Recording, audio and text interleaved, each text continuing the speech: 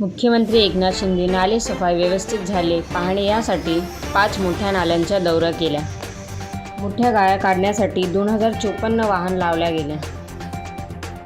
7 कोटी लिटरची भूमिगत तळ्यात साठवल्या जाणाऱ्या मिठी नदी, केमिकल नाला या पहिल्या मोठ्या नद्या होत्या। एकनाथ शिंदे यांनी खासगी ठिकाणी जे नाले असतील तिथेही सफाई करायला सांगितले। जिथे पाणी साचेल तिथे अधिकाऱ्यांवर कारवाई केली जाईल। जलपर्णी लढण्यासाठी मशीनही लावल्या गेल्या आहेत।